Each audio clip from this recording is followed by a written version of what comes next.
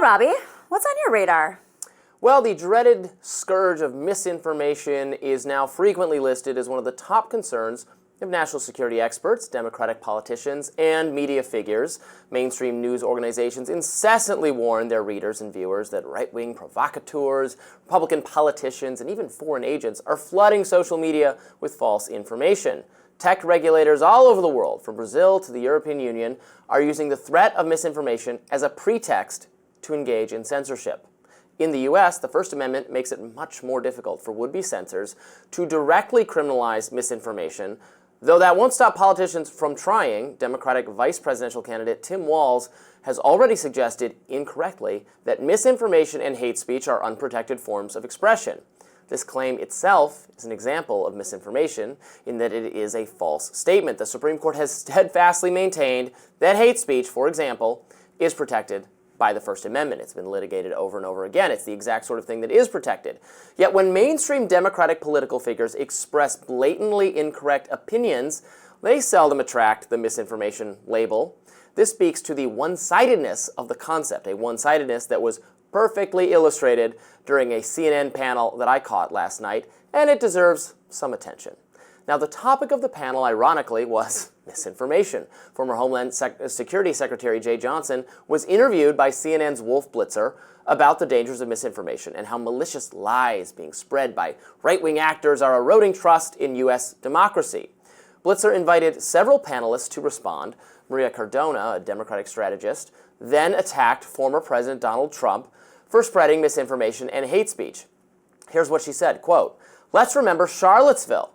Let's remember January 6th. All those events ended in tragedy, and all of those events were spurred on and inspired by the words that came out of the former president's mouth," end quote. CNN contributor Scott Jennings, a Republican, then interrupted Cardona to dispute that Trump's rhetoric caused the 2017 rally in Charlottesville, Virginia, where one person was killed and a dozen others injured by a white nationalist. But Cardona doubled down, asserting that Trump went out there and said both sides are good people. Quote, "I do think he caused Charlottesville," she said. "Those people that were marching in support of one person. They were marching in support of Donald Trump." Watch the clip. I think that we need to remember exactly his words, that words matter, to your point, Jamal. And Scott, you're right. The former president did get hurt, but it's not the first time.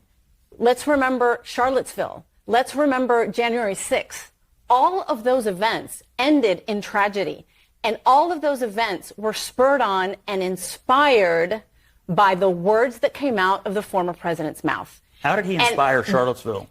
He went out there and said both sides are that was after good the rally. people. You said he caused the rally. Okay, Scott, the words that the former president says, and you know this, you have that skeptical face, but yes, I'm skeptical that he caused Charlottesville. This is true. Yes, I do think he did cause Charlottesville, because those people that were who's causing the rallies on campuses right now? Those people that were marching. Who's causing the rallies in the streets of New York? Let me finish. Those people that were marching in support of one person. They were marching in support of Donald Trump, and they were marching in support of what Donald Trump represents. So you can say, try to both sides it with the rallies that were happening on college campuses.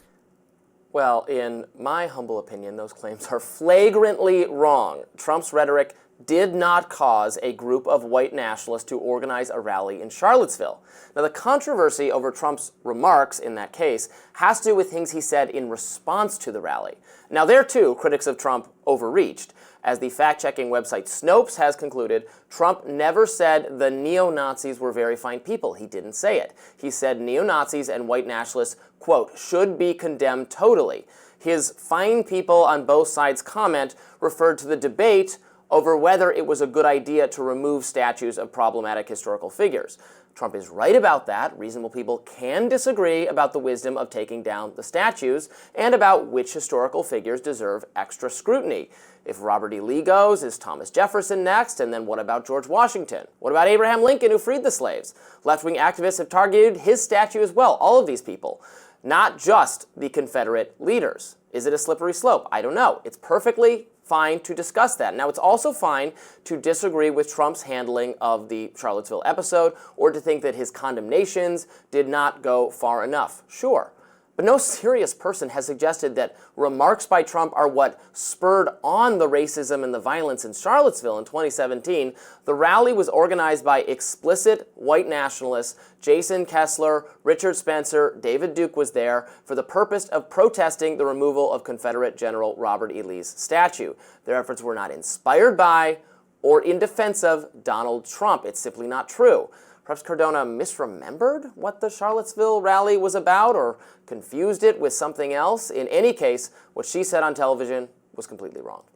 It's telling, however, that at no point in that clip I just played you, I watched the whole thing, did Blitzer, the host, jump in to accuse Cardona of spreading misinformation. The job of correcting her was left to the conservative co-panelist Scott Jennings, who did a great job. But keep in mind that this was a panel ostensibly highlighting the toxic spread of misinformation. And that's what is just wrong with this entire concept. People saying, spreading bad information accidentally, deliberately, or via some combination of the two. Motivated reasoning is very powerful. It's nothing new. It's been happening on television, on the radio, in print, in books, in everyday conversation, long before social media came into existence.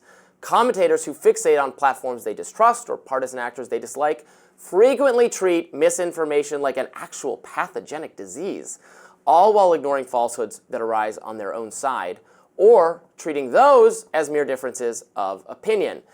Just remember, it's only misinformation when the other guy does it. And I tend not to get worked up about everything I see on cable news that is wrong, and I don't even watch that much. Usually I just catch the clips on social media, but I'm like, I'm going to catch up from my vacation, turn on the TV, flipping back and forth between Fox, CNN, and MSNBC. And I'm just kind of like half-heartedly paying attention and I'm making dinner. And I'm like, wait, is she saying the Trump comment is what caused Charlottesville? Again, that's just wrong. The criticism of Trump was about his response to Charlottesville. And even there I disagree, but at least that, okay, we can have a matter of disagreement. His words didn't inspire, it was organized by white nationalists for a totally different reason. Right. I mean, that was, even when she was saying it, you probably heard me say that was after. Yeah. Those comments were after, and even then, like this is a problem I think on the left too, and the right. It happens everywhere, where there's so much information, there's so much being thrown at you, and then the internet, it's like a lie can pass around the world by the time you tie your shoelaces. That old line, it happens like in a heartbeat now, and many years later, because Charlottesville is 2017. You have Maria Cardona, who is on TV a lot, saying a lot of things. I don't always agree with her. We had a nice back and forth during the Bernie-Hillary time, and I think she had some looseness with her facts as well then. But with that being said, like, there needs to be standards when you go on these shows. And I understand you're not going to be perfect at all times. You don't have all the information, and sometimes these conversations go off in different tangents. But it is important, there's a duty to the audience to try to provide as much information as possible, and at least maybe somebody in her ear was telling her, actually, that was the wrong quote, that was from a different time. They did wear red hats, though. I mean, we do remember when they were marching through the streets, it was a flood of MAGA hats. So did he incite it directly? No. Do Donald Trump's vibes create an environment where that's more likely to happen? Possibly. Well, Richard Spencer, he's a former white nationalist. He just endorsed Kamala Harris. I don't understand David Duke is a Jill Stein supporter. So it's the prominent people involved here are not even backing Donald Trump. Funny enough, but I think it's interesting. Just I don't mind how they handled it. She said what she said. Scott Jennings said, well, that's why that's not true, and that's how those things can go. We're hosting a television show.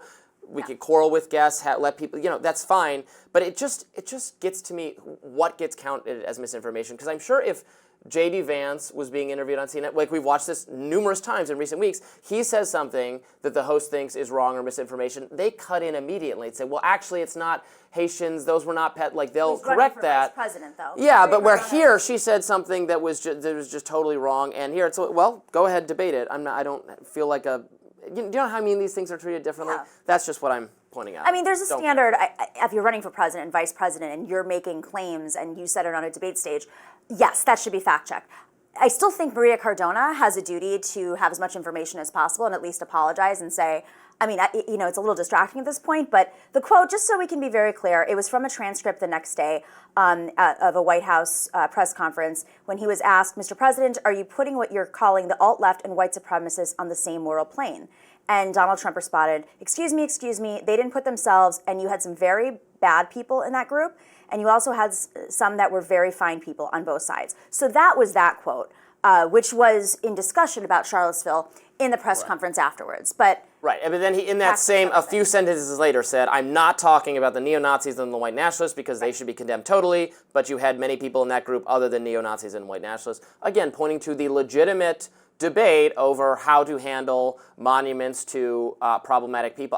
I'm not for preserving or Confederate, I don't really care, that's fine, but you know as well as I do that activists have come after, they targeted William Penn, who's like the most like progressive kind of founder of America, someone who had good relations with Native Americans and whose Quaker character is responsible for every good thing that happened. Historically illiterate activists, they target no one is perfect enough. They take down statues to Gandhi for like, he was bad with women, but that doesn't mean you take, exactly. It doesn't mean it's that crazy, and we need to have some put up some walls against the concept of just doing total iconoclasm and destroying just recognition of historical figures. That's fine if you want to take down the Robert E. Lee statue. Although what they ultimately did with that, did you see that they like melted it? And it was, if you watch the video, it's like you're almost assigning more power and terror to this person by treating like his totem and like it's the one ring, it has to be destroyed in a volcano. It's like, it's just a statue, people. But to be fair, they put these statues up after the war honoring them. It wasn't something that was, these statues weren't up before. It was, okay, you lost, now you're going to honor them and reinvent history because there was a big movement, there was a lot of money put into these organizations to do that. That's not the case with the Gandhi statues or other statues, like the Penn statue. But with Robert E. Lee in particular, that's a bizarre one. Well, that's fine, but Trump said himself, he's like, well, then what about Washington? And it was true. And then there were activists saying we should take down the statues of George Washington, a complicated and flawed individual like most people throughout history, but someone who on balance did more good than ill for the country we live in and the values we have today. We should just put up new statues next to them, alternative history, honoring amazing folks, at least by our standards today, because in 10 years, we'll say, we stepped on an ant or something. All right, we've got lots more to get into today. Coming up next, Michael Schellenberger will be with us to talk about whether Kamala Harris's appearance on SNL violates FCC rules. Stay around.